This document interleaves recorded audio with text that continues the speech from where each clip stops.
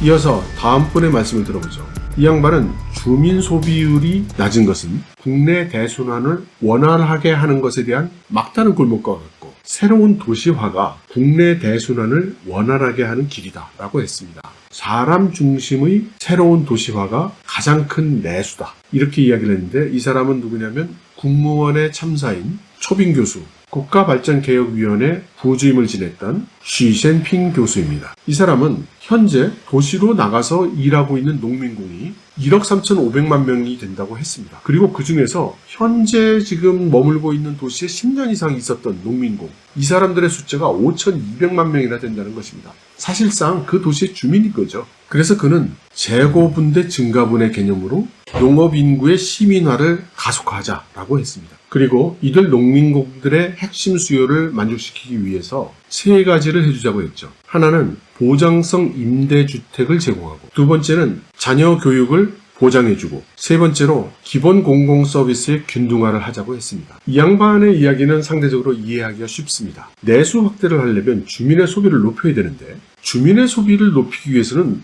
도시화가 되어야 소비가 늘어난다는 겁니다. 그리고 도시화를 하는데 이걸 새로운 도시를 건설한다든가 이렇게 하드웨어적으로 어려운 방법을 쓸 게 아니고, 이미 농민공들이 그렇게 많이 도시에 진입을 해서 여러 가지 허드렛 일을 해주고 있는데 이 사람들을 도시민으로 만들면 된다는 것입니다. 이미 10년 이상 해당 도시에 생활을 하고 있으면 사실상 그 도시민이 아니냐 이거죠. 그래서 먼저 이 5,200만 명의 농민공들을 해당 도시에서 수용하라는 뜻입니다. 그리고 이들을 수용하기 위해서는 이 사람들이 돈이 별로 없고 중국의 부동산 가격이 너무 뛰고 있으니까 보장성으로 임대주택을 제공해야 된다라고 하는 것입니다. 그리고 자녀 교육도 공평하게 돈 안 들이고 똑같이 받을 수 있도록 해주고, 세 번째로 양로보험 그리고 의료보험 같이 최저한의 사회 안전망을 제공해라, 이런 말을 하고 있는 것입니다. 특히 여기서 나온 임대주택의 경우는 14차 5개년 계획 이후 중국 정부의 커다란 주택 정책이 될 것으로 보입니다. 작년부터 줄곧 나오던 이야기이고, 시진핑 주석그룹이 가지고 있는 좌경사회주의 원칙에도 잘 맞는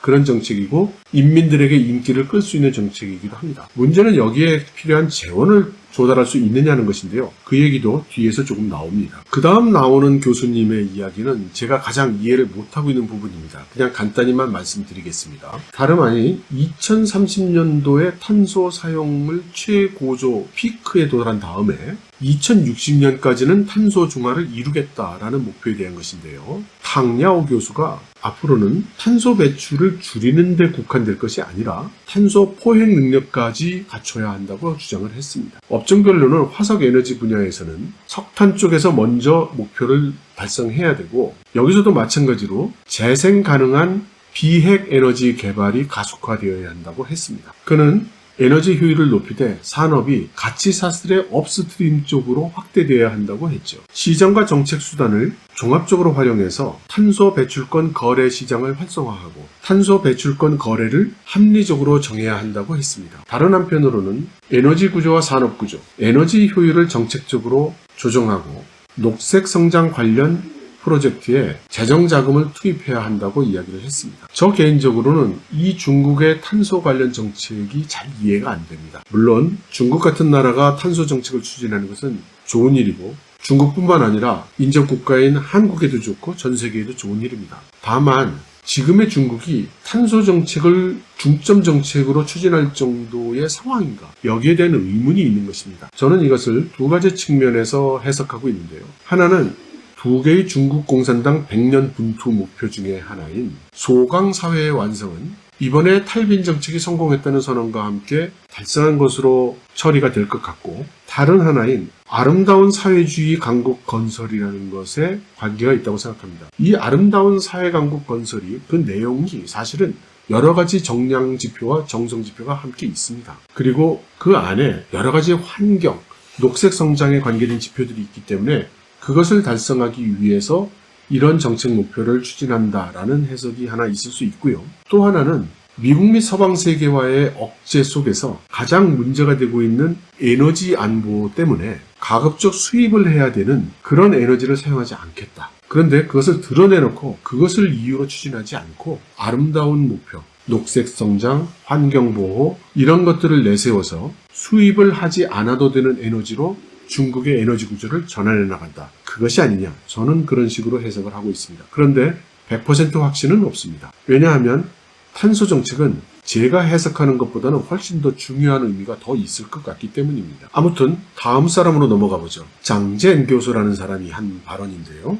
이 사람이 A 주식시장의 성과를 이야기하고 있습니다. A 주식시장이라는 것은 중국의 주식이 내국인만 매매를 할 수 있는 A 주식하고 외국인도 구매를 할 수 있는 B 주식으로 나눠 있기 때문에 중국인 시장을 의미하는 것입니다. 이 사람은 A 주식시장은 그동안 매우 신속하게 성장을 해왔지만 상대적으로 규모가 크지 않다고 했습니다. 그런데 중국 사람답게 그 표현을 여전히 거대한 발전 공간이 미래에 있다라고 표현을 하더군요. 하지만 의미는 분명합니다. 이게 중국식 화법인데요. 내국인들만이 투자를 하고 거래를 하는 A 주식시장의 규모는 작다. 이것을 먼저 이야기를 합니다. 그러면서 그는 A 증시는 일일 변동폭이 크고 평균 주가 수익 비율이 높고 그리고 매매가 매우 잦은 특징을 보이고 있다고 했습니다. 그는 자본시장 개혁 포인트에 대해서 우선 등록제 시범사업, 앞서 말씀드린 상장 심사를 거치지 않고 등록만 하면 거래를 할 수 있게 되는 것, 이 시범사업을 꾸준히 진행을 하고, 둘째로 그렇게 되면 당연히 상장사의 주식 품질에 문제가 일어나기 때문에 이 품질을 한 단계 높이는 작업을 해야 된다고 했습니다. 셋째로 인프라 건설에 있어 리츠 공모 시범사업을 추진해야 한다고 했습니다. 바로 앞서 말씀드렸던 임대주택 정책과 연결이 되는 것입니다. 중국이 지금 부동산 건설을 할 수 있을 만한 재정이 점점 바닥이 나고 있기 때문에 이것을 새로운 자금 모집 방식, 리츠를 이용해서 해결을 해보려고 하고 있는 것입니다. 이 장 교수는 또 네 번째로 자본시장 투자 단계의 개혁, 개인연금 정책의 시향, 그리고 중장기 자금의 시장 진입 환경의 개선 등을 들었습니다. 전반적으로 중국의 자금, 중국의 재정, 이런 것들이 지금 우려가 커지고 있기 때문에 이 양반이 주로 주식시장과 자금시장의 개선을 촉구한 것으로 보입니다. 그리고 이 장재인이 이야기한 네 가지 사항들은 모두 우리나라 주식 투자하시는 분들과 직간접적으로 영향을 줄 그런 이야기들이죠. 그렇지만 제가 볼 때는 특히 부동산 쪽에 리츠를 도입하는 것에 대해서는 좀 의문이 있습니다. 중국 정부가 이 리츠를 통해서 투자하려고 하는 대상을 보면 물론 직접적으로 임대주택은 아닐 수 있습니다. 그러나 다른 쪽에 수익성 좋은 투자에 쓰이던 돈을 가져다가 임대주택 사업 같은 곳에 투입을 하면 당연히 기존의 부동산이라든가 기초 인프라 사업에 있었던 활력은 떨어지기 마련입니다. 그런 상황에서 리츠를 적용한다고 했을 때 투자 수익성이나 안정성이 담보될 수 있겠는가? 과거보다 더 나은 상품으로 보여질 수 있겠는가? 여기에 대해서 저는 좀 의문이 있습니다. 다음 교수분은 도시경제학을 이야기하고 있습니다. 이 양반은 조건부 복지라는 것은 1인당 도시 총인구 규모가 커지면서 처음에는 늘어나다가 그 다음에는 줄어드는 추세, 즉 U자형 추세를 보인다고 전제를 합니다. 그래서 중국처럼 절대 다수 도시는 인구 부족이고 소수 도시는 인구가 과다한 이런 상황에서는 복지 손실이 커질 수밖에 없다고 했습니다. 바로 장칭화 교수라는 사람인데요. 이 사람은 질 높은 도시화는 합리적인 규모의 도시 시스템 형성이 시급하다고 했습니다. 그래서 도시군과 도시의 조화로운 발전이 돌파구가 될 수 있을 것이라고 했죠. 그런데 그 다음에 이 양반이 하는 말은 전 잘 이해를 못하겠습니다. 그냥 소개만 드릴게요. 도시군의 시너지 효과를 잘 발휘하기 위해서 첫째는 요소 시장을 완벽하게 해서 도시군 내 요소의 배치 효율을 높여야 한다고 했고요. 둘째는 도시군 내 산업 발전을 합리적으로 배치하고 조정해서 산업 구조를 최적화해야 한다고 했습니다. 셋째는 도시군 내의 초대형 도시의 내부 공간 구조를 최적화해야 된다고 말을 했죠. 그런데 저에게는 이거 뭐 물에 물 탄 것 같고 술에 술 탄 것 같은 그런 정도로밖에는 이해가 되지 않아서 제가 무슨 해설을 덧붙이기가 어렵네요. 이 분야에 대해서 전문적인 지식을 가지고 계신 분이 계시면 좀 댓글이나 이런 걸 통해서 좀 부연 설명을 해주시면 감사하겠습니다. 마지막으로 전위위 교수라는 분이 있는데요. 이 양반은 베이징 대학의 경제정책연구소장을 맡고 있다고 합니다. 이 양반은 향후 15년, 그러니까 시진핑 주석이 얘기한 2035년 중기 비전이죠. 이때까지 중국 경제의 장기 성장에 대해서는 하나가 두 가지 도전 요소가 있다고 했는데 소득 분배 불평등이라고 했고요. 또 하나가 인구 고령화라고 했습니다. 지난 3, 40년간 글로벌 소득 격차가 꾸준히 벌어지고 있는데 동시에 지난 3, 40년간 글로벌뿐만 아니라 중국에서도 소득 격차가 계속 늘어나고 있고 동시에 중국이 거대한 노령화의 위험에 지금 부딪히고 있다는 것이죠.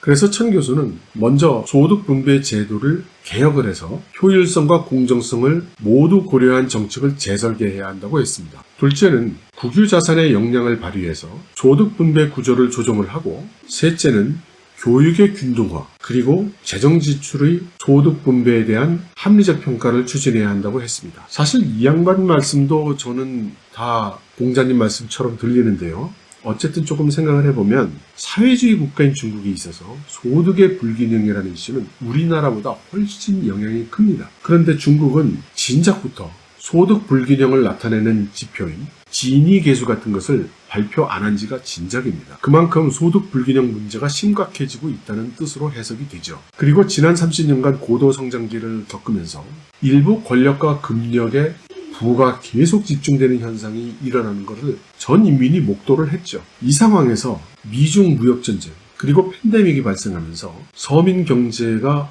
너무나 어려워졌고, 이제 소득 불균형이라는 말은 더 이상 단순한 경제 문제가 아닙니다. 심각한 사회 문제고 정치 문제인 것이. 다행인지 불행인지 모르지만 외부에서 좌경 사회주의자라고 부르고 있는 시진핑 주석 같은 경우에는 이 문제를 잘 이해하고 있는 것으로 보입니다. 그래서 향후 매우 과감한 접근 방법을 취할 가능성이 충분히 있다고 봅니다. 이번 양회에서 이를 추진하기 위한 여러 가지 정책과 또 갈등이 표출될 것으로 보이는데, 저로서는 아주 흥미진진하게 지켜보려 하고 있습니다. 천 교수가 이야기하고 있는 여러 가지 정책 제안은 사실 말은 맞지만 실행하는데 구체적인 실행 가능한 방법은 아닌 것처럼 느껴집니다. 적어도 저에게는 그렇습니다. 예를 들면 소득 불균형에 대해서 국유자산의 역량을 발휘하라는 말은 국유자산이라는 것이 곧 국유기업을 의미하는 것이니까, 또는 지방정부의 재정을 의미하는 것이니까 정부가 알아서 해결하라는 말이 되는데, 그게 가능했으면 지금 같은 결과도 오지 않았죠. 교육의 균등화를 이루어야 된다는 것은 가난의 대물림을 이어지게 하지 않는다는 수단이라는 차원에서 굉장히 중요한 말이지만 눈앞에 있는 단기적인 문제를 해결할 수는 없을 것입니다. 오히려 앞서 이야기됐던 임대주택 같은 것이 가장 현실적이고 목전의 방식이긴 하죠. 문제는 재정 압박과 재정 악화로 신음하고 있는 지방정부들이 이런 임대주택 사업을 할 수 있을 만한 재정이 없다는 것이. 소득 불균형 문제의 본질은 소득이 많은 사람들한테서 소득을 뺏어오는 게 아니죠. 그런 방식이 성공한 일은 없죠. 소득이 없거나 적은 사람한테 소득을 올릴 수 있는 기회를 제공하는 것이 그 방법이죠. 그런데 소득이 적고 재산이 없는 사람이 소득을 올릴 수 있는 방법이라는 게 노동밖에 없지 않습니까? 그런데 지금의 중국은 현재 취업이 오히려 더 큰 문제로 지금 다가와 있는 상황입니다. 지난번 동영상에서도 말씀을 드렸지만 금년에 900만 이상의 대학 졸업자가 나옵니다. 역대 최고죠. 그리고 팬데믹으로 인해서 지난 1년 이상 소상공인들의 취업은 계속 악화되어 왔습니다. 지금 절대절명이죠. 이런 상황에 정부가 그 국유자산을 이용해서 그거 어떻게 좀 해봐 라는 제언을 내놓는 것은 정말 현실성이 없는 거 아닐까요? 모르겠습니다. 저는 그런 생각이 드네요. 아무튼 이와 같이 베이징 대학 광화관리학원의 교수 8사람의 이야기를 여러분들께 말씀을 드렸습니다. 중국 사회의 특징으로서 교수들의 입에서 나온 말들은 100%는 아니라 할지라도 대부분 공산당 중앙의 입장과 일치한다고 생각할 수 있습니다. 그래서 이들이 거론하고 있는 여러 제언, 그리고 정책의 키워드들은 이번 양회에서 결정이 될 주요 정책 키워드들과 대부분 일치할 것이라고 생각할 수 있겠습니다. 이제 며칠 후면 수많은 정책들이 쏟아져 나오고 여러 언론 보도들이 나올 텐데요. 여러분들이 오늘 들으신 내용을 가지고 좀 더 사전 지식을 준비하시게 돼서 그러한 보도를 이해하시는 데 도움이 되었기를 바랍니다. 여러분, 감사합니다.